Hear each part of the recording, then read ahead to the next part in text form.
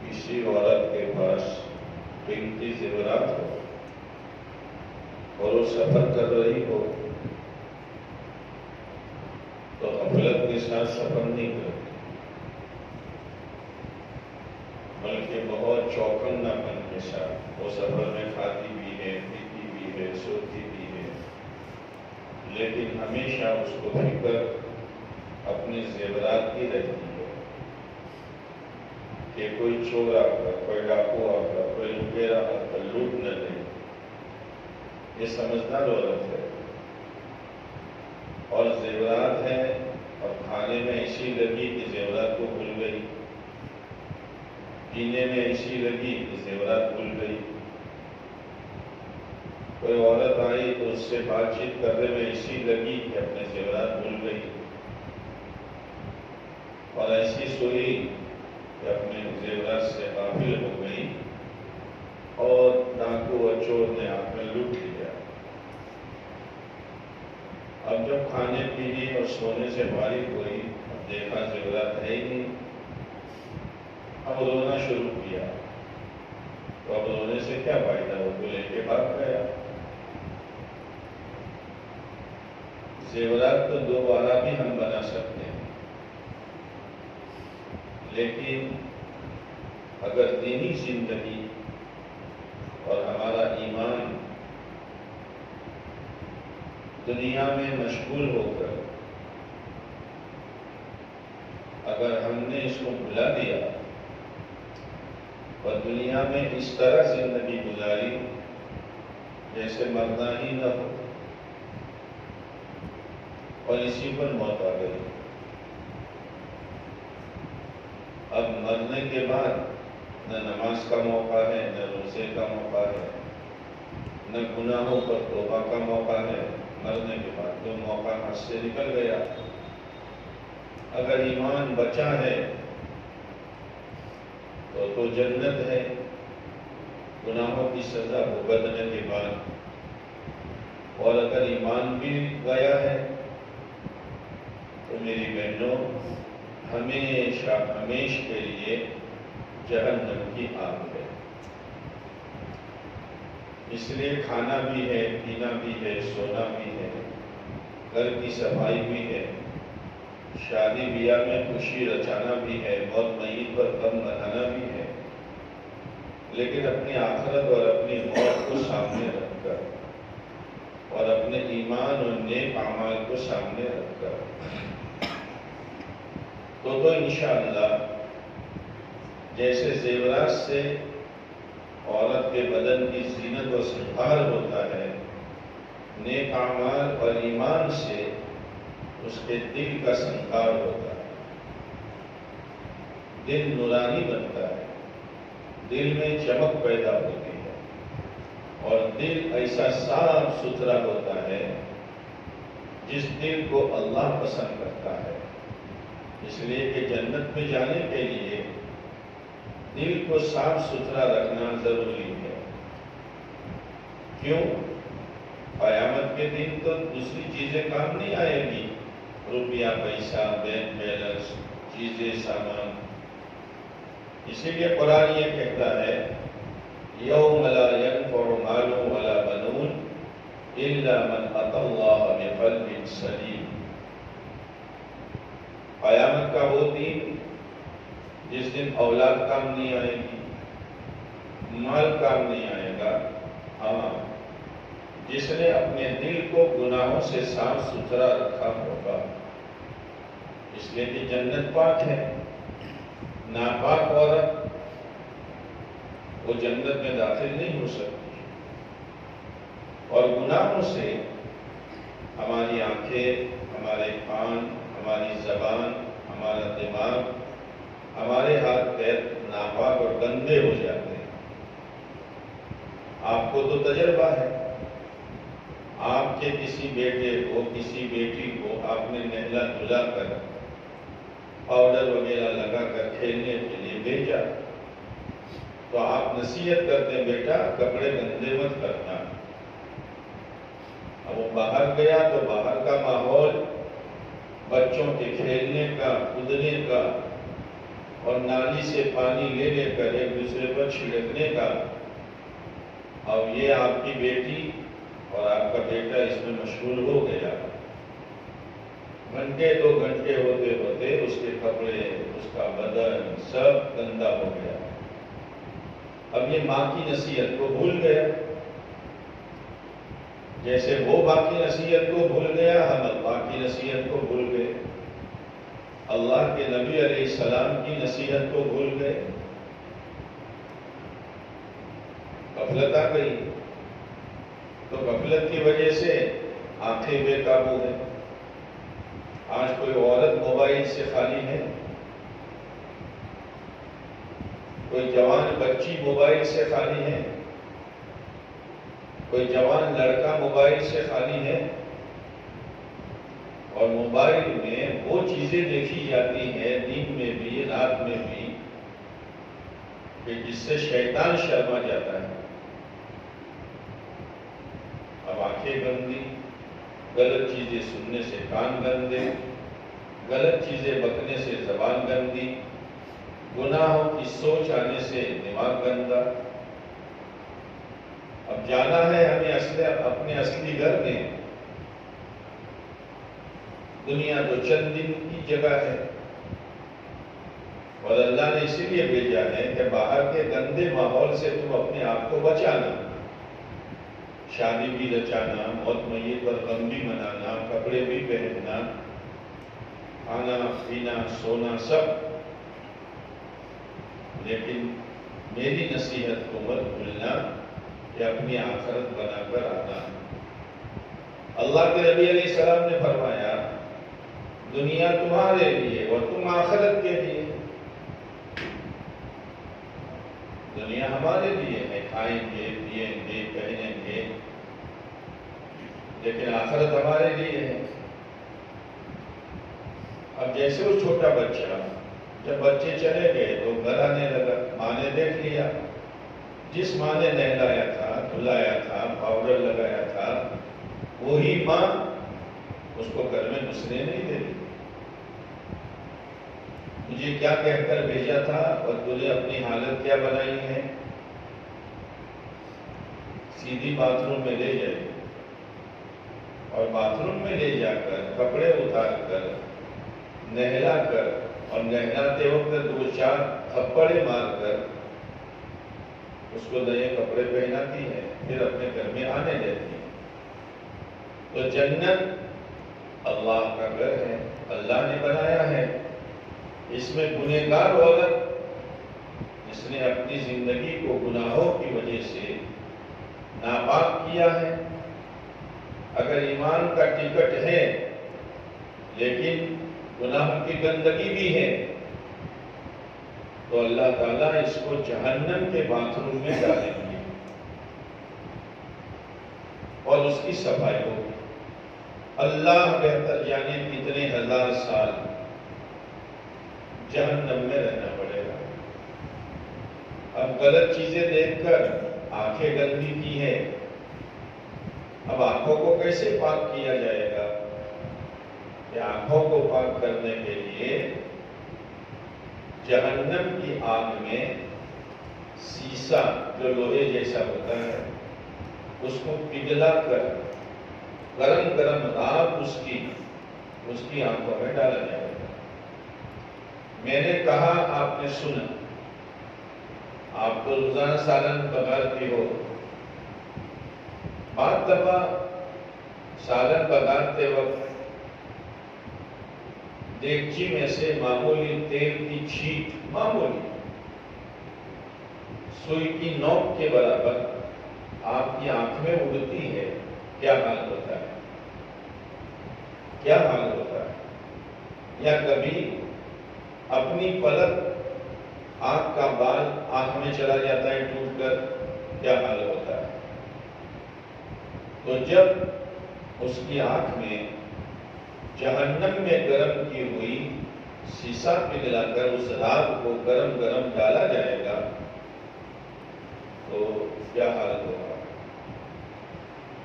کان غلط استعمال کر کے، غیبتیں کر کے، کسی کی غیبتیں سن کر، غلط چیزیں سن کر آج موبائلوں میں. اب یہ ناپاک کان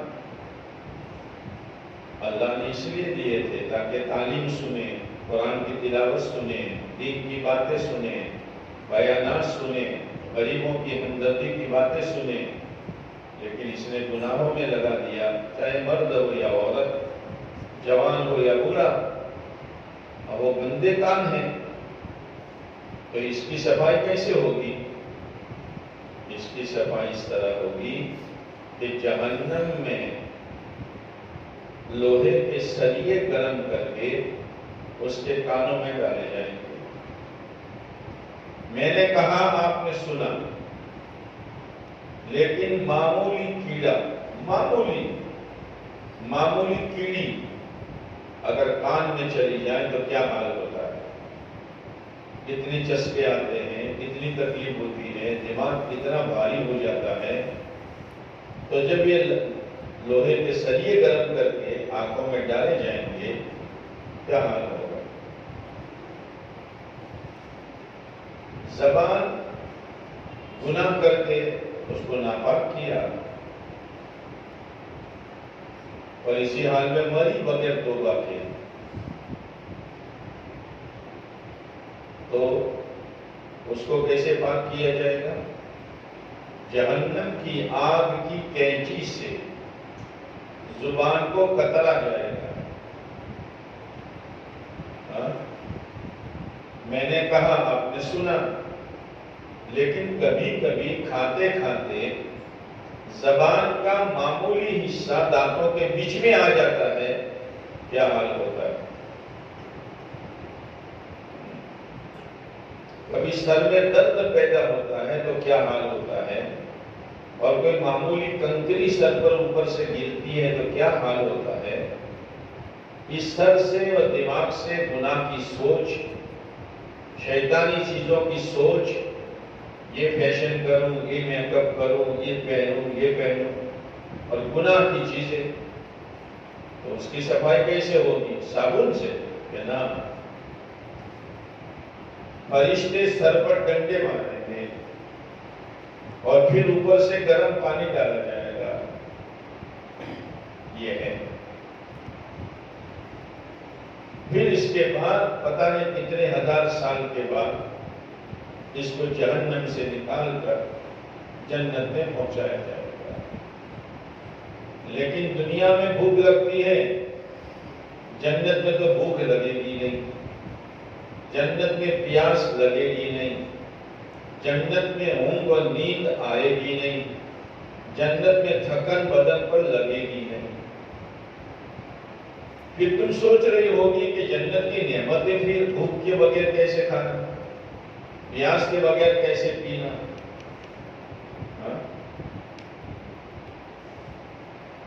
میری بہنوں، نیند تو ہماری پوری ہو جائے گی قبر میں، اس لیے کہ نیند جو ہوتی ہے وہ تھکن کی وجہ سے ہوتی ہے. اللہ کہے گا، میری بندی نمازیں پڑھ کر، روزہ رکھ کر، تعلیم میں جا کر، جماعتوں میں جا کر، اپنے بچوں کی دینی تربیت کر کے، اپنے شوہر کی فرما برداری و اطاعت کر کے اور تھک کر آئی ہے، سو جا. اب حشر میں اٹھے گی، اس کے بعد نیند نہیں ہے، اس لیے کہ نیند تھکن کی وجہ سے ہوتی ہے اور جنت میں تھکن ہے ہی نہیں. بعد کھاؤ پیو اور اللہ کا درشن و زیارت کرو. پھر یہ کھانا پینا بھوک کی وجہ سے نہیں اور پیاس کی وجہ سے نہیں، اس لیے کہ بھوک ایک تکلیف کی چیز ہے اور پیاس ایک پریشانی کی چیز ہے. جنت وہ ہے جس میں کوئی تکلیف نہیں. تو پھر کھانا کے مزے کے لیے، پینا مزے کے لیے، لیکن عجیب معاملہ ہوگا، کروڑ سال تک عورت کھاتی رہے تو پیٹ میں کوئی گڑبڑ نہیں، پیتی رہے کوئی گڑبڑ نہیں، اور اگر کروڑ سال تک نہ کھائے نہ پیے تو کوئی کمزوری نہیں. یہ جنت ہے، یہ جنت ہے. کھانے کی مختلف چیزیں ہوگی، مختلف نہیں بلکہ وہ ہوگی جو جنتی عورت چاہے گی. جو جی میں آئے گا وہ اللہ دے دے گا. جنت میں ہماری مرضی چلے گی، دنیا میں اللہ کی مرضی چلے گی. دنیا میں اللہ کی مرضی پر جیون گزارو اور مرنے کے بعد اللہ، بلکہ موت پر ہی کہا جائے گا وَلَكُمْ فِيهَا مَا تَشْتَهِي أَنفُسُكُمْ وَلَكُمْ فِيهَا مَا تَدْعُونَ. او میری بندیو، تم نے میری بہت بات مانی اور میں نے جن چیزوں سے منع کیا تم رک گئے. اب میں تمہیں بشارت دیتا ہوں تمہارے لیے وہ ہے جو تمہارا جی چاہے. تمہارے لیے وہ ہے جو تمہارا جی چاہے. پینے کے لیے 4 قسم کی نہریں ہوگی. دودھ کی نہریں، پانی کی نہریں، پاکیزہ شراب کی نہریں اور شہد اور مد کی نہریں. ایک ایک جنتی کو کم سے کم 3 نہریں اور زیادہ سے زیادہ 9 نہریں دی جائے گی. 9 نہریں دودھ کی، 9 نہریں پاکیزہ شراب کی، 9 نہریں مد کی اور 9 نہریں پانی کے نام کے میوے کی. دودھ کھٹا نہیں ہوگا، پھٹے گا نہیں، اس لیے کہ یہ دودھ بکری اور جانور کے تھنوں سے نکلا ہوا نہیں ہوگا، اللہ کی قدرت سے بنا ہوا ہوگا. مد کو مکھیوں نے نہیں بنایا ہوگا. ہاں، کوئی چیز ان میں سے بگڑے گی نہیں. پیو، جتنا چاہے پیو. رہنے کے لیے ایسے مکانات، ایک سونے کی، ایک چاندی کی، گارا مشک و عنبر کا، زمین زعفران کی اور اس کے کنکر سچے موتیوں کے. ہاں، اس کی تیاری کرو. کپڑے ایسے، جب جنت میں عورت کو داخل کیا جائے گا تو گرین کلر کا، ہرے کلر کا ریشم کا جوڑا پہنایا جائے گا اور اتنا نیچا ہوگا 3 میل پھیلا ہوا ہوگا اور بورے پیچھے سے اس کے کپڑے کو اٹھا کر چلے گی اور اس کے سر کے بال سر سے لے کر ایڑی تک لٹک رہے ہوں گے اور اللہ اس کو اتنا روپ دے گا، حور سے 70,000 گنا زیادہ روپ جنتی عورت کو دیا جائے گا.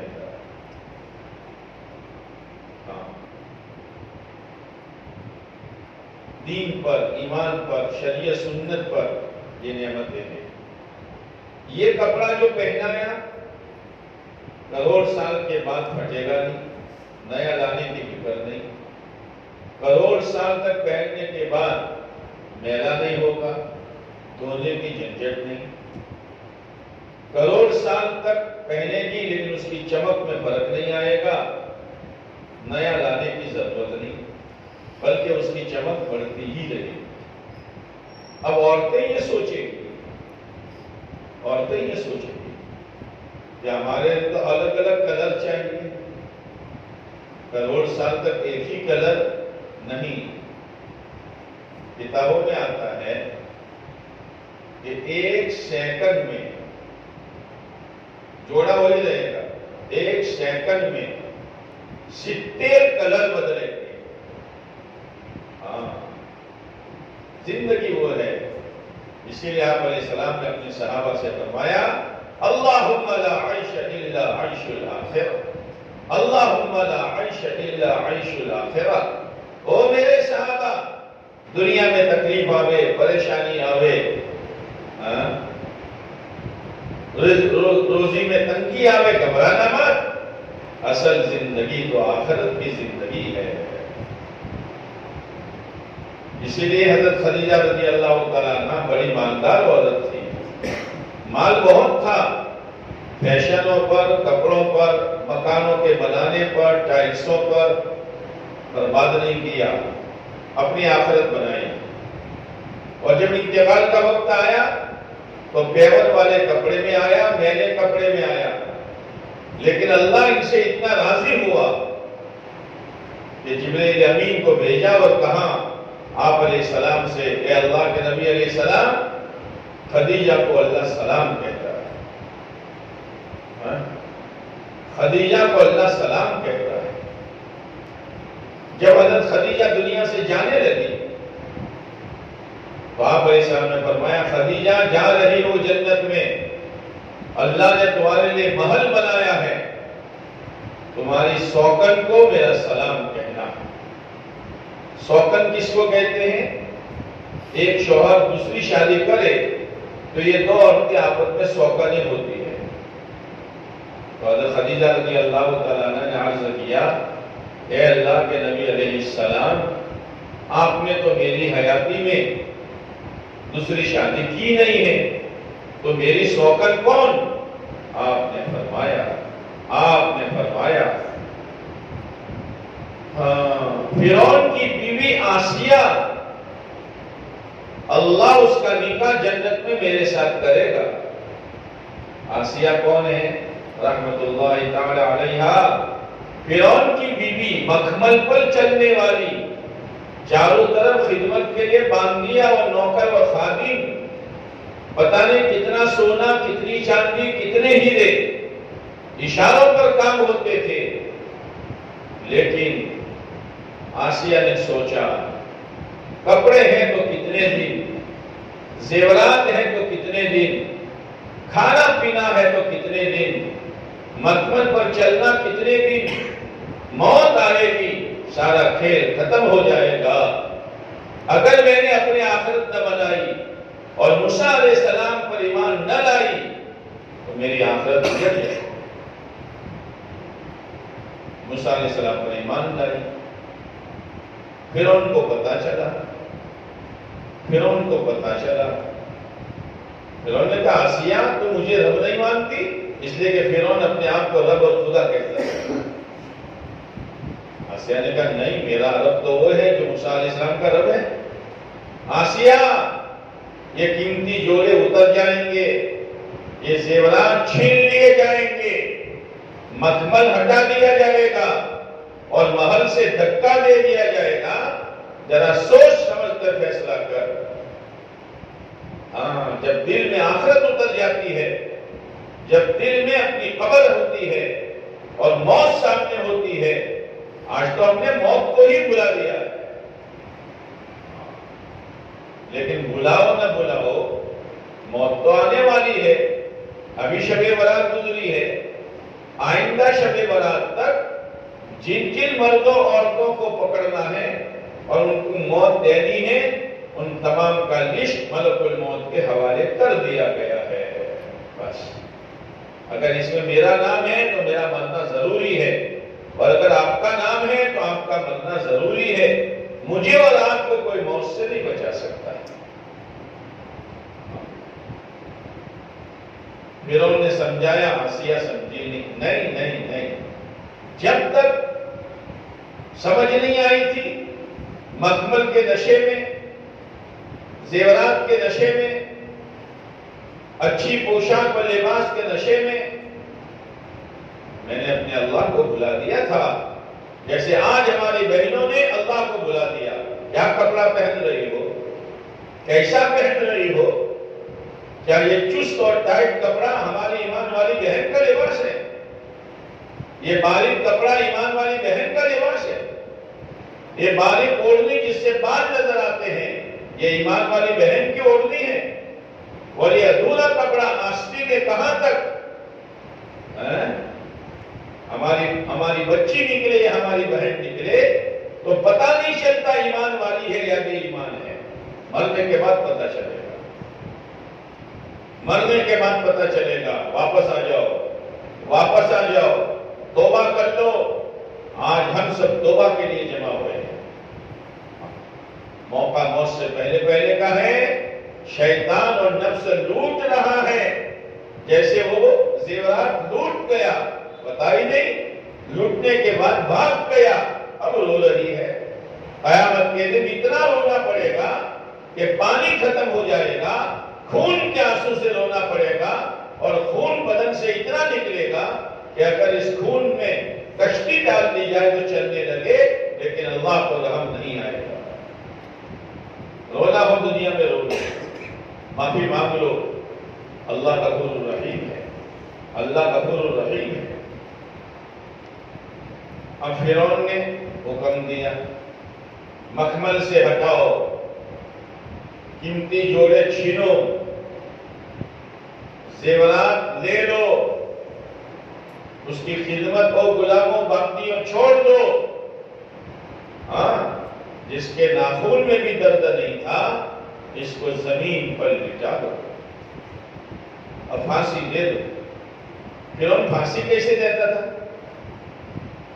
کہ لٹاتا تھا اور کروس میں، چوکڑی میں ایک لکڑی اس طرف ایک لکڑی اس طرف،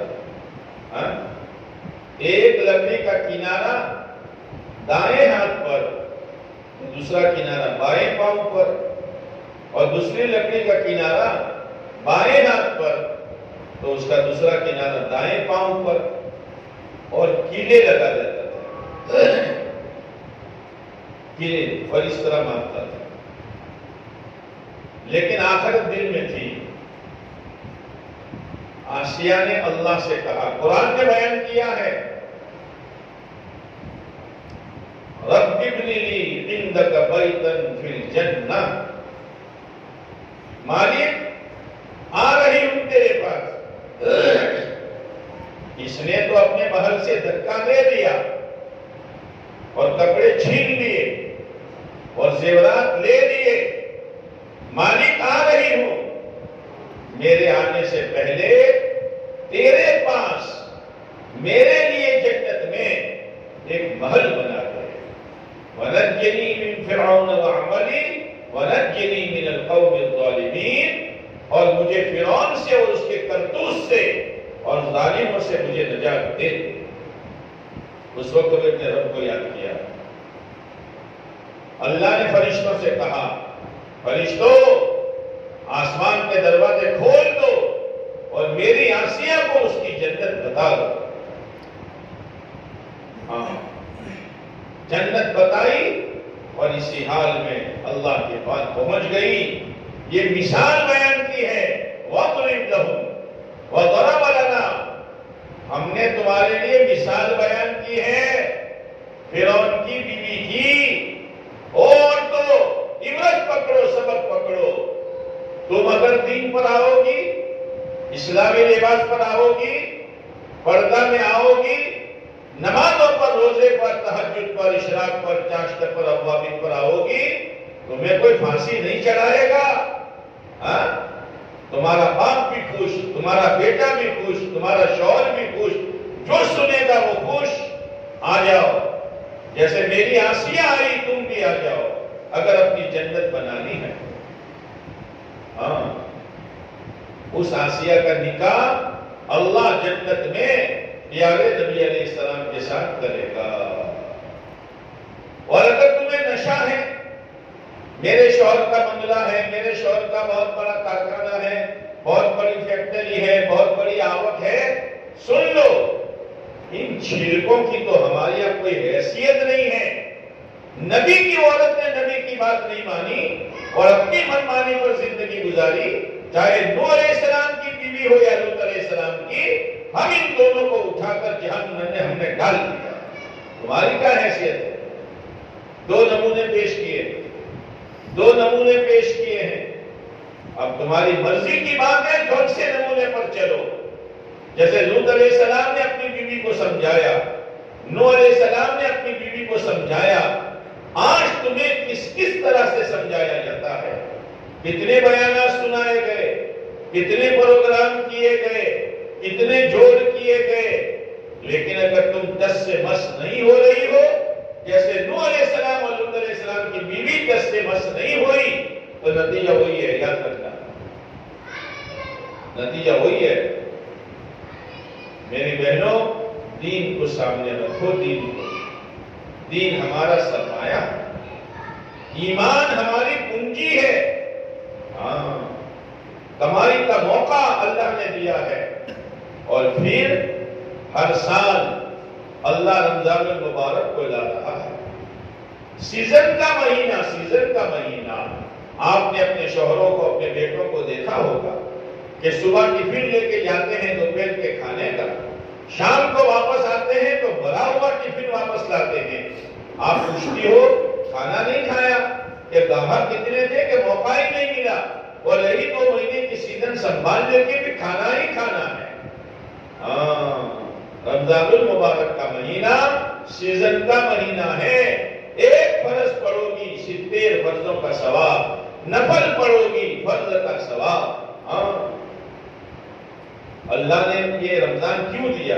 وہ میری بندیوں، نفس و شیطان کی بات مانتے مانتے اور دنیا کے پیچھے بھاگتے بھاگتے تم میری رحمت سے دور ہو گئی ہو۔ آؤ، میں تمہیں ایسا مہینہ دیتا ہوں جس میں شیطان کو تو میں دریا میں ڈالوں گا اور روزوں کی وجہ سے نفس کو کمزور کر دوں گا۔ آؤ، تاکہ تمہاری زندگی میں میرا ڈر پیدا ہو، میرا ڈر پیدا ہو۔ آج اللہ کا ڈر نہیں ہے۔ بہت سی عورتیں رمضان میں روزہ نہیں رکھتی، بہت سی عورتیں نمازیں نہیں پڑھتی۔ شادیوں میں دیکھو، ایک اچھی خاصی عورت جس کو لوگ دیندار سمجھتے ہیں وہ بھی برقع پہن جاتی ہے، اور ایسا لباس پہنتی ہے کہ شیطان بھی شرما جاتا ہے۔ یہ کیا ہے؟ یہ کیا ہے؟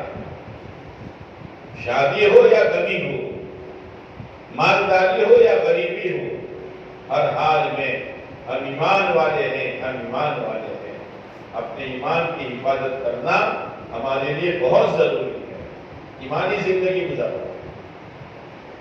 اس لیے آنے والے ماہ مبارک کی خوب قدر کرو، زیادہ بولنا چھوڑ دو، بغیر ضرورت کے کسی کا نام لینا چھوڑ دو، ورنہ غیبتیں ہو جائے گی، چگلی ہو جائے گی، بغیر ضرورت کے باتیں ہو جائے گی۔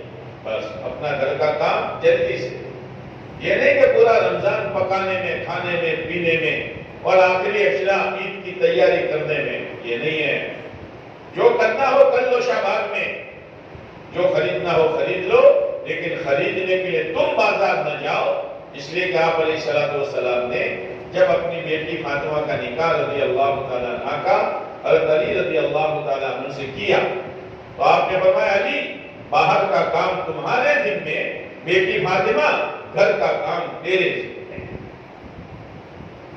عورت گھر میں رہے، باہر نہیں نکلے، ہاں ضرورت کی وجہ سے نکلے گی، لیکن شرم حیا کی چال چلے گی، راستے کے ایک کنارے پر چلے گی۔ عورت کے چہرے کو، ایمان والی عورت کے چہرے کو جو چاہے دیکھ لے۔ ایمان والی عورت تو ڈائمنڈ اور ہیرا ہے، اس کو تو تجوری میں رکھا جاتا ہے، پتھر کا ٹکڑا نہیں ہے۔ پتھر کا ٹکڑا ہر ایک ٹھوکر مارتا ہے اور ہر ایک دیکھتا ہے، اس کی کوئی حیثیت نہیں ہے۔ اللہ نے تم کو ڈائمنڈ اور ہیرا بنایا ہے، اور تمہاری تجوری تمہارا گھر ہے۔ وَقَرْنَ فِي بُيُوتِكُنَّ، قرآن کہتا ہے او میری بندیوں، او میری ایمان والی بندیوں، گھروں میں قرار پکڑ لو، نہ نکلو، اور قرار پکڑ کر وَأَقِمْنَ الصَّلَاةَ وَآتِينَ الزَّكَاةَ وَأَطِعْنَا اللَّهَ وَرَسُولَهُ، اللہ رسول کی بات مانتی رہو۔ اور ایک جملہ اس سے پہلے فرمایا وَلَا تَبَرَّجْنَ تَبَرُّجَ الْجَاهِلِيَّةِ الْأُولَىٰ۔ ایک زمانہ تھا کوئی سمجھانے والا نہیں تھا، ایک زمانہ تھا دعوت کا کام نہیں تھا، ایک زمانہ تھا اس شہر میں کوئی عالم نہیں تھا، لہذا عورتیں بیچاری جہالت میں بنا و سنگار کر کے نکلتی تھی۔ میری بندیوں، اب وہ جہالت چھوڑو۔ جو عورت چست کپڑا پہنے گی جس سے بدن کا ڈھانچہ نظر آئے، جو عورت باریک کپڑا پہنے گی جس سے بدن کا رنگ نظر آئے، اور جو عورت ادھورا کپڑا پہنے گی وہ جنت میں کیا جائے گی؟ جنت کی خوشبو جو 500 سال دوری سے آئے گی، وہ خوشبو بھی اس کے لیے حرام ہے۔ اپنے ہاتھوں اپنے پیروں پہ کلہاڑے نہ مارو۔ ایمان والی عورت کا لباس بدن سے ڈھیلا ہوگا، ایمان والی عورت کا لباس موٹے کپڑے کا ہوگا، ایمان والی عورت کا لباس پورا ہوگا۔ کیا مطلب پورا؟ پورا کا مطلب کیا؟ کہ اس کی آستین ہاتھ کے پنجے تک ہوگی۔ آج آستینیں کہاں جا رہی ہے؟ اور نیچا کتنا ہوگا؟ گھٹن سے 2 ویر اور 2 بالشت نیچے، تاکہ شرم حیا باقی رہے۔ ڈھیلا ہوگا، موٹے کپڑے کا ہوگا، پورا ہوگا۔ یہ ایمان والی عورت کا لباس ہے۔ ایمان والی عورت، اس کو اس کا باپ، اس کا نانا، اس کا دادا، اس کا بیٹا، اس کا پوتا، اس کا نواسا، اس کا سگا بھائی، سگا ماموں، سگا چچا، اور اس کے لڑکی کی اولاد اور لڑکے کے لڑکے یہ دیکھ سکتے ہیں۔ بہنوں ہی نہیں دیکھ سکتا۔ چچا کا لڑکا، ماموں کا لڑکا، پھوپھی کا لڑکا، خالہ کا لڑکا، بہنوں ہی نہیں دیکھ سکتا۔ حرام، حرام ہے۔ آج کل کیا ہو رہا ہے؟ دوا کھانے جاوے تو ڈاکٹر اس کو دیکھ رہا ہے، کپڑا لینے جاوے تو بیپاری اس کو دیکھ رہا ہے، سبزی لینے جاوے تو سبزی بیچنے والا غیر اس کو دیکھ رہا ہے، رکشا میں بیٹھے تو رکشا والا اس کو دیکھ رہا ہے۔ اپنے آپ کو اتنا گرا ہے۔ یہ عورت یہ کہتی ہے اللہ مجھے ڈائمنڈ نہیں بننا، مجھے پتھر بنا دے تاکہ ہر ایک دیکھے۔ پتا چلے گا بننے کے بعد۔ شریعت شریعت، شریعت شریعت۔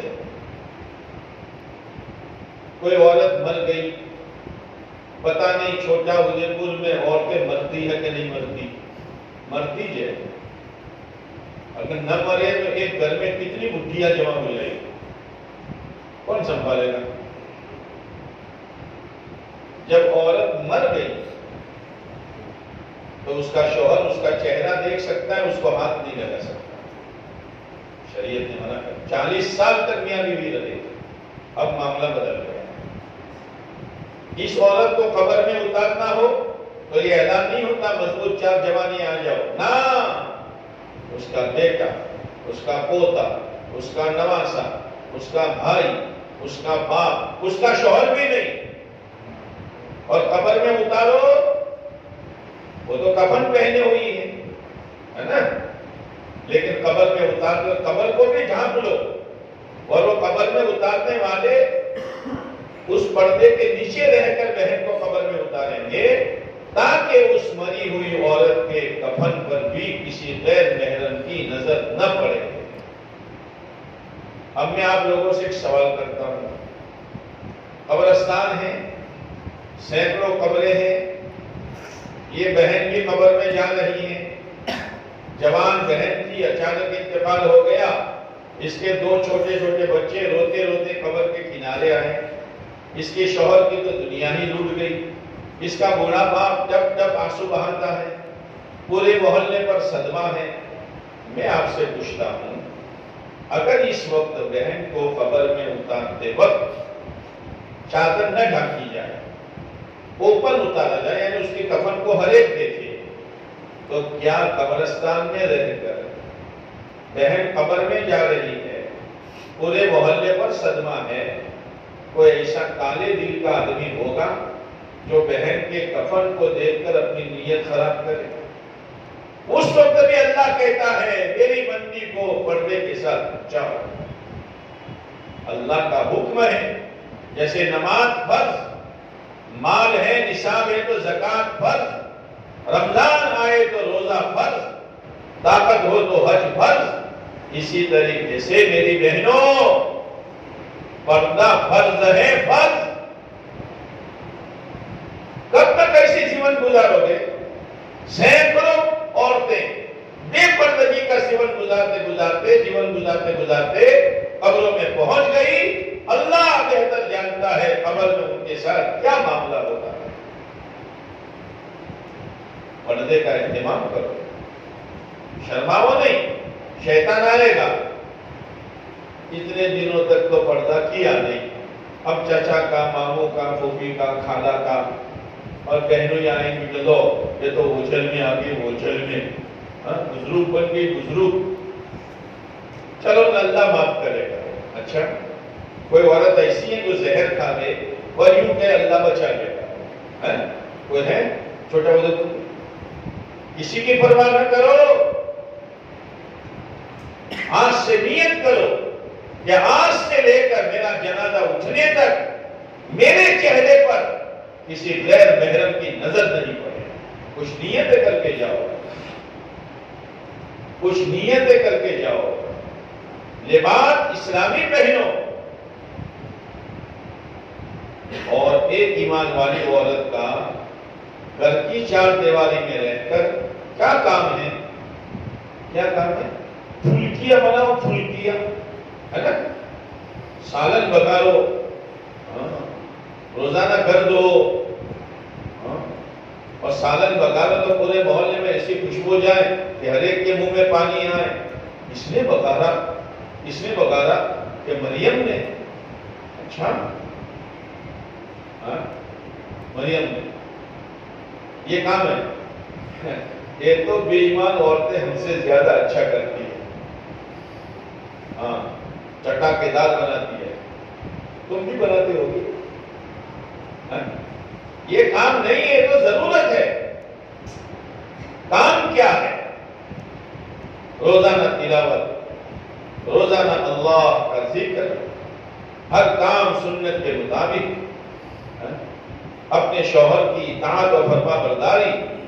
بعض مرتبہ عورت حاوی ہو جاتی ہے، شوہر کی عبادت تم کو خبر نہ پڑے، وہ بیچارہ چپ ہو جاتا ہے۔ بہویں آ گئی، بڑی بڑی لڑکیاں ہیں، ان لڑکیوں کے سامنے اس کی ماں اس کے باپ کو ڈانٹ دیتی ہے، اور بہوؤں کے سامنے بہو کے خسر کو اور اپنے شوہر کو ڈانٹ دیتی ہے، وہ بیچارہ کچھ بولتا ہی نہیں ہے۔ کتنی نمازیں پڑھ لو، کتنی روزے رکھ لو، کتنی عبادتیں کر لو، اگر اس حال میں تم مری ہو کہ تمہارا شوہر تم سے ناراض ہے، جنت میں نہیں جا سکتی ہو۔ شوہر کی اطاعت، اپنے بچوں کی دینی تربیت، بچہ جھوٹ نہ بولے، بچہ گالی نہ بکے، بچہ لڑکا بغیر ٹوپی کے اور لڑکی بغیر اوڑھنی کے اور بغیر ہاتھ دھوئے، بغیر دعا پڑھے کھانا نہ کھائے۔ چھوٹے بچوں کے ساتھ سمجھدار عورتیں جو ہے نا، جب بچہ صبح اٹھتا ہے بولتا نہیں، لیکن اٹھنے کی دعا ماں پڑھتی، بیٹا پڑھ، وہ تو نہیں پڑھتا، سلانے کی دعا ماں پڑھتی ہے۔ تم اس کو معمولی مت سمجھنا۔ ایک بچے کو اس کی ماں نے مدرسے میں پڑھنے کے لیے بھیجا۔ میری بہنوں، اپنی اولادوں کو مدرسے میں بھیجو، پابندی کے ساتھ بھیجو۔ تم تو کام کرو گی، اس کا باپ دھندا کرے گا۔ بچے جو قرآن پڑھیں گے، کتاب پڑھیں گے، دعائیں پڑھیں گے، یہ سارا تمہارے نامہ اعمال میں جمع ہوگا۔ یہ تمہاری آخرت کی آوک اور بینک بیلنس ہے۔ غیر حاضری نہ کرو، غیر حاضری نہ کرو۔ اب بچہ شروع میں تو مولوی صاحب الف با پڑھاتے ہیں، بسم اللہ پڑھاتے ہیں۔ مولوی صاحب تھوڑا تھوڑا کر کے بسم اللہ پڑھائی، کہا بیٹا پڑھو، میں پڑھاتا ہوں۔ تو اس نے تو سورہ فاتحہ پڑھ دی، 4-5 سال کا بچہ۔ سورہ فاتحہ کے بعد قرآن شروع کیا تو 5 پارے سنا دی۔ یا اللہ، یہ تو الف با پڑھنے آیا 5 پارے۔ تحقیق کی تو پتہ چلا اس کی ماں 5 پاروں کی حافظ تھی۔ یہ بچے کو دودھ پلاتی، بچے کو جھولے میں جھلاتی، قرآن پڑھتی رہتی، تو اس کی ماں کا پڑھا ہوا قرآن اللہ نے اس کے سینے میں اتار دیا۔ معمولی بات سمجھ، بچوں کی دینی تربیت ہو، کسی پر پرائے کی چیز گھر میں لے کر نہ آوے، کسی سے لڑائی جھگڑا کر کے نہ آوے۔ اگر بچہ روتا ہوا آیا، امی امی ہمارے پڑوس میں جو لڑکا اس نے مجھے مارا، تو تم ہو، ہے نا، تم ہو۔ جا کر ایسی لڑائی اور ایسی گالیاں، تیری ایسی میری ایسی، شیطان کے چلو بھائی بھاگو بھاگو، چھوٹا بزرگ سے بھاگو، ہماری ضرورت نہیں ہے، اب میری ایجنٹ آ گئی ہے، میری ایجنٹ۔ نہیں، بچے کو سمجھاؤ بیٹا کل اپنے ان کے گھر نہیں جانے کا، لڑائی نہ کرو، پڑوسن سے لڑائی نہ کرو، پڑوسن کے بڑے حقوق ہے۔ ایک عورت کے بارے میں اللہ کے نبی علیہ السلام سے پوچھا گیا، یہ اللہ کے نبی علیہ السلام، ایک عورت صوامہ بھی ہے، قوامہ بھی ہے، روزے بھی نفلیں بہت رکھتی ہے اور رات کو تہجد بھی پڑھتی ہے، لیکن پڑوسن کو ستاتی ہے۔ آپ نے فرمایا وہ جہنمی ہے۔ اپنی نیکیاں بچاؤ۔ بات پڑوسن ایسی ہو تو کھا مکھم کے لیے لڑائی جھگڑا کرے، صبر کر لو، اپنے اس کے جیسے نہیں بننے کا، کل اللہ اس کو سدھارے گا۔ پڑوسیوں کے ساتھ اچھا سلوک کرو، بچوں کی دینی تربیت کرو، اس لیے کہ مولوی صاحب مدرسے میں سب کچھ سکھاتے ہیں، لیکن گھر آنے کے بعد ایسا گندا معاشرہ ہے کہ ساری تعلیم پر پانی پھر جاتا ہے۔ ایک بچی مدرسے میں آئی، نقاب اوڑھ کر آئی، شرم کا لباس پہن کر آئی، ہر جگہ مدرسے نے یونیفارم طے کیا ہے تو وہ اسلامی یونیفارم پہنتی رہی 7 سال 5 سال 10 سال، لیکن جہاں پڑھ کر فارغ ہوئی اس کو بھی پتا نہیں میں نے کیا پڑھا۔ اب اس کی ماں میں پردہ نہیں، اس کی ماں کے بدن پر اسلامی لباس نہیں، تو وہ بچی یہ سمجھتی ہے آج تک جو میں نے پڑھا وہ تو مدرسے کا لباس تھا، اب میں تو وہ پہنوں گی جو میری بھابھی پہنتی ہے، میری بڑی بہن پہنتی ہے اور میری امی پہنتی ہے، لہذا امی بھی گھر میں بیٹھتی ہے اور اوڑھنی گلے میں ہوتی ہے، گھر میں نہیں بیٹھتی۔ چھوٹے عہدے پور کی عورتیں تو باہر بیٹھتی ہیں، دروازے کے باہر کرسیاں لے کر پنچایت کرتی ہے۔ کیوں باہر آئی تو؟ گھر کاٹتا ہے، باہر بیٹھتی ہے۔ آنے والا آئے، جانے والا جائے، بلا سے آئے جائے، سر کھلے ہیں۔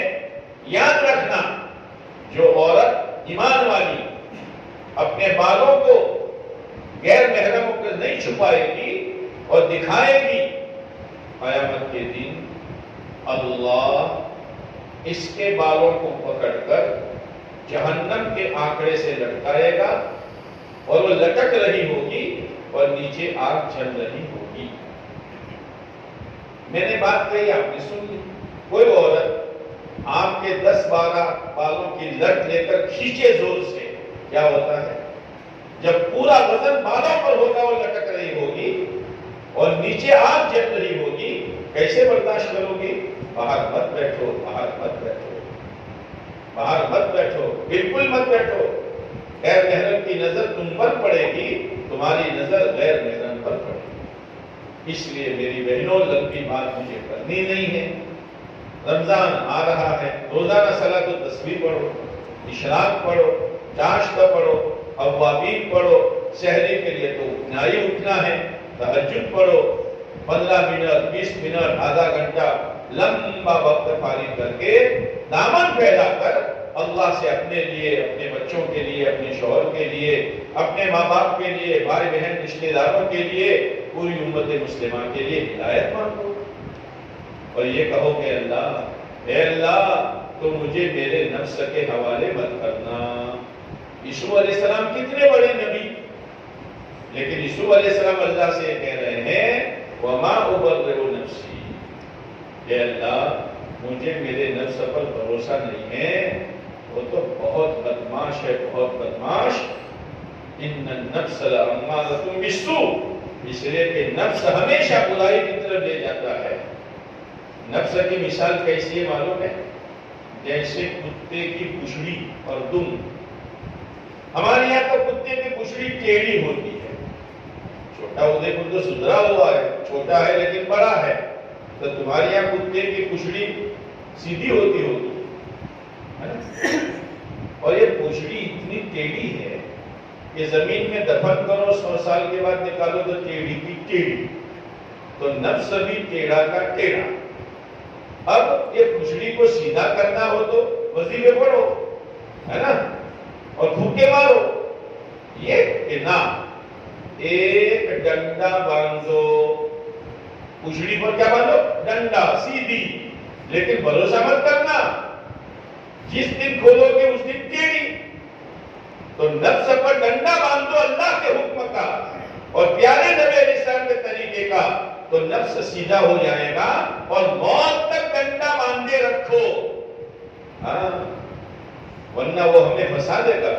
اس لیے اللہ کے نبی علیہ السلام کی دعا ہے، اللہم لا تکلنی الی نفسی طرفۃ عین، اے اللہ، اللہ کے نبی علیہ السلام کہہ رہے ہیں، اپنی امت کو سبق دے رہے ہیں، دیکھو اے اللہ تو مجھے، میں آنکھ بند کروں اور کھول، پلک جھپکنا کتنی دیر ہوتی ہے؟ آدھا سیکنڈ بھی نہیں، اتنی دیر بھی تم مجھے میرے نفس کے حوالے مت کرنا، اور اگر میں نفس کے حوالے ہو گئی تو میری ساری خوبیاں، نیکی کا جذبہ، نماز کا جذبہ، شریعت سنت پر چلنے کا جذبہ، شرم حیا کی زندگی گزارنے کا جذبہ، پردے میں رہنے کا جذبہ، جنت آباد کرنے کا جذبہ، جہنم سے بچنے کا جذبہ، بچوں کی دینی تربیت کا جذبہ، گھروں میں تعلیم زندہ کرنے کا جذبہ، ہفتہ واری تعلیم میں جانے کا جذبہ، تو چھین لے گا، اے اللہ مت چھیننا، وَلَا تَنْزِعْ مِنِّي صَالِحَ مَا آتَيْتَنِي، اے اللہ وہ نیکی کا کام مجھ سے مت چھیننا جو تو نے مجھے توفیق دی ہے۔ اتنا خطرناک مسئلہ ہے، دو دشمن ہیں، شیطان اور نفس، کیسے بچو گے؟ کہ شیطان سے بچنا تو بہت آسان، سنتوں پر آ جاؤ تو شیطان سے بچنا ہو جائے گا، یہ تو بہت کچا ہے، اس لیے کہ چور کے پاؤں کچی، کوئی چور چوری کرنے آوے اور چھوٹا بچہ نیند میں روئے اور اس کی ماں آدھی نیند میں آدھے جاگنے میں، بیٹا سو جا، چور بھاگ جائے گا، یہ تو جاگ رہے ہیں۔ ایک لوہار تھا، لوہار جو لوہار کا کام کرتا تھا، لوہے کو کٹنا پیٹنا، پھاوڑے کدالی وغیرہ بنانا،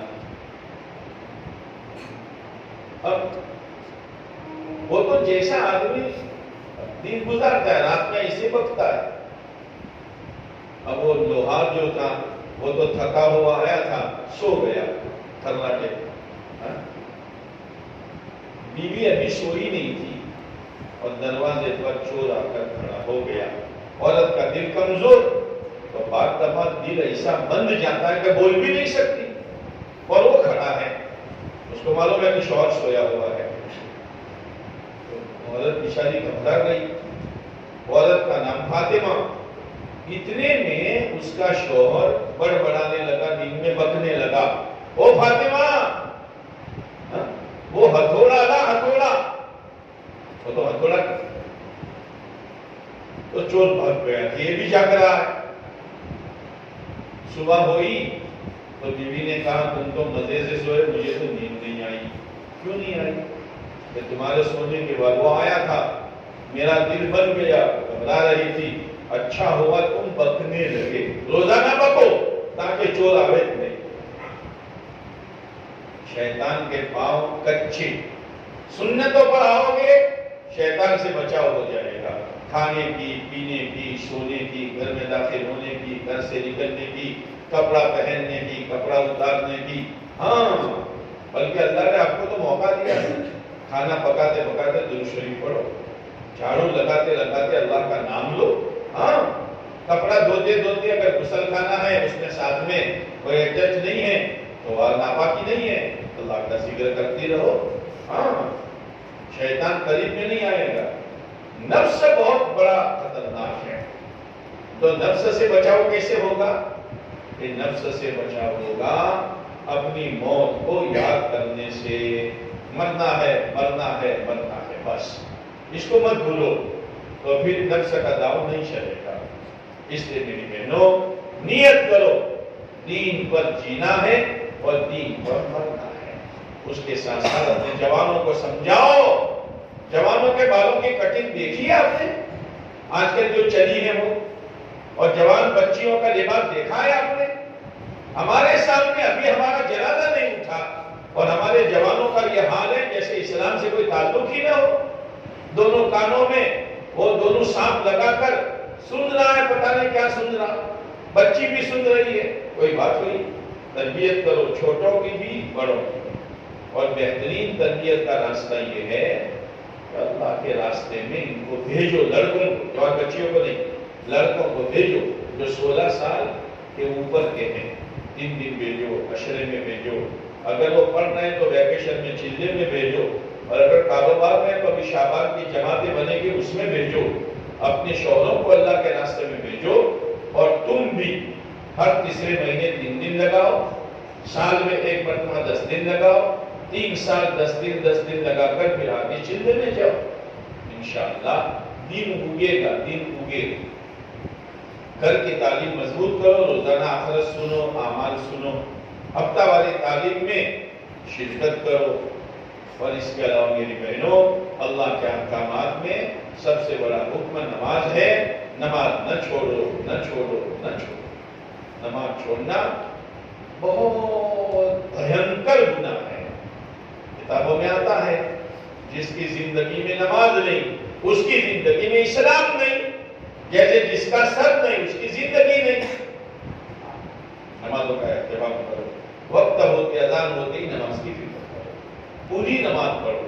اللہ کا شکر ہے کہ فجر میں تو ہم 4 پڑھتے ہیں، لیکن ظہر میں ڈنڈی مارتے ہیں، ظہر کی 12 ہے تو 8 پڑھتے ہیں۔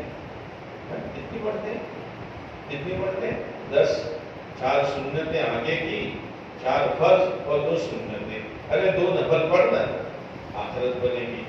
اور اثر میں تو نفلیں پڑھتے نہیں ہیں، 4 پڑھتے ہیں۔ مغرب میں 3 فرض، 2 نفل، 2 سنت، 7۔ ہم کتنی پڑھتے ہیں؟ 5۔ 3 فرض، 2 سنت۔ عشاء کی 17 رکعتیں، عشاء کی 17 رکعتیں، ہم پڑھتے ہیں 9۔ نہیں میری بہنوں، روزانہ نفل پڑھو گے انشاءاللہ آخرت کی تیاری ہوگی۔ دھیان کے ساتھ نماز پڑھو، دنیا کے جنجال کے ساتھ نہ پڑھو، روزانہ صبح شام اللہ کا ذکر کرو، قرآن پاک کی تلاوت کرو۔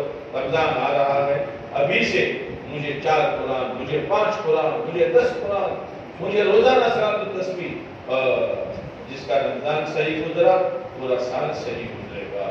اور اپنے بچوں کی دینی تربیت کرو، اپنے شوہر کی فرما برداری و اطاعت کرو۔ اللہ تعالیٰ ان باتوں پر ہم سب کو عمل کرنے کی توفیق نصیب فرما دے۔ درود شریف پڑھیں۔ اللہم صلی علی سیدنا مولانا محمد وعلی آل سیدنا مولانا محمد وبارک وسلم۔ ربنا ظلمنا انفسنا وإن لم تغفر لنا وترحمنا لنكونن من الخاسرين۔ ربنا هب لنا من ازواجنا وذرياتنا قرة اعين واجعلنا للمتقين اماما۔ اے اللہ ہمیں اپنا نیک بندہ اور تیری بندیوں کو اپنی نیک بندیاں بنا دے، تیرے احکامات پر چلنا آسان فرما دے، آخرت بنانے کا ذوق اور شوق نصیب فرما دے، ہر چھوٹے بڑے گناہ سے ہماری حفاظت فرما دے، اچانک کی موت سے، ایکسیڈنٹ کی موت سے، گناہ کی موت سے، دنیا بٹورتے بٹورتے بکواس کرتے کرتے مرنے سے، دوا کھانے کی موت سے، ہماری گھر کی عورتوں کی، ہمارے بچوں اور بچیوں کی، ہماری بہوؤں اور ہمارے بیٹوں کی، ہمارے دامادوں اور ہماری بیٹیوں کی، اور ہمارے بھائی بہنوں کی، پوری امت مسلمہ کی پوری حفاظت فرما۔ مولا جب موت کا وقت آئے زبان پر کلمہ شہادت جاری فرما، سکرات آسان فرما، قبر کا سوال کے جواب آسان فرما، قبر کو جنت کا باغ بنا دے، حشر میں اپنے عرش کا ٹھنڈا سایہ نصیب فرما دے، نام اعمال دائیں ہاتھ پہ نصیب فرما، پل صراط کا راستہ آسان فرما، پیارے نبی علیہ السلام کے نور والے ہاتھوں سے جام کوثر پلا دے، اور جہنم کے عذابات سے کلی طور پر بچا کر جنت الفردوس نصیب فرما دے۔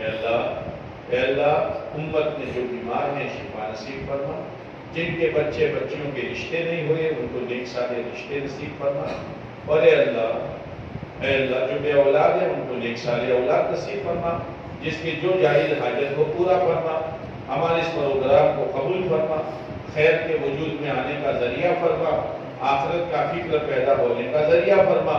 اے اللہ اس شہر کے صحیح العقیدہ مسلمانوں پر اپنی خصوصی عمومی رحمتوں کا نزول فرما، گھروں کی تعلیم کو زندہ فرما، دعوت کی محنت میں لگنے کی توفیق نصیب فرما۔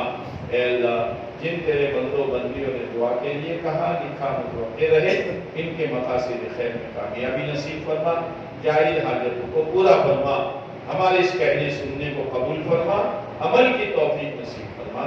ہماری طرف سے پوری امت مسلمہ کی طرف سے ہمارے آقا حضرت محمد صلی اللہ علیہ وسلم کو، آپ کے اہل بیت کو، آپ کے تمام صحابہ صحابیات رضوان اللہ تعالی علیہ اجمعین کو اپنی شاید جزائے خیر نصیب فرما، ہمارے مرحومین کی مغفرت فرما، ان کو قبر کے عذاب سے نجات نصیب فرما، ان کی قبروں کو جنت کا باغ بنا دے، منتہائی نظر تک کشادہ فرما دے۔ اے میرے مولا جن تیرے بندوں بندیوں نے دعا کے لیے کہا لکھا متوقع رہے، یا جن کا ہم پر حق ہے یا جنہوں نے کسی وقت ہم پر احسان کیا ہے، ان کی جائز حاجتوں کو پورا فرما۔ پیارے نبی علیہ السلام نے جو خیر مانگی ہمیں اور پوری امت کو نصیب فرما، جن شرور سے پناہ چاہی ہماری اور پوری امت کی اپنے طرف سے حفاظت فرما۔ ربنا تقبل منا انك انت السميع العليم وتب علينا انك انت التواب الرحيم صلى الله تعالى على خير خلقه محمد وعلى اله واصحابه اجمعين آمين يا رب العالمين برحمتك يا